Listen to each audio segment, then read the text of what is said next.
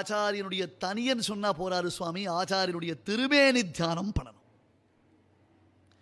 பெரிய வேதாந்தத்தை கிரகிக்கும் பொழுது அவருடைய ஸ்ட்ரக்சர், அந்த திருமேனியை தியானம் பண்ணணும். அப்படியே சுவாமி தேசிகன் உபவீதினமூர்த்வ புல்ரவல்தம் திரிஜகத் புண்ணிய பலம் திரிதண்டஹஸ்தம் சரணாகத சார்த்தவாகமீடே சிகையா சேகரிணம் பதிம் யதீனாம். அப்படியே ஸ்ரீபாஷ்யக்காருடைய திருமேனி தியானத்தை கொடுக்குறார் நமக்கு.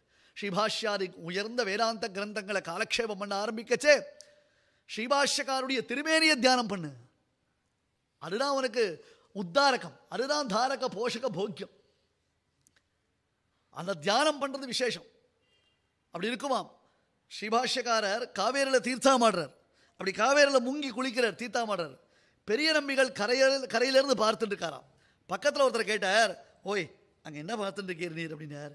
இல்லை, ராமானுஜர் தீர்த்தாமாடுறது பார்த்தா எங்கள் ஆளவந்தாருடைய அனுஷ்டான வைக்கறி ஞாபகம் வருது. எங்கள் ஆளவந்தாருடைய திருமேனியை தியானம் பண்ணிட்டு இருக்கேன். ஆச்சாரியனுடைய திருமேனி தியானம் அவ்வளோ இம்பார்ட்டன்ட்.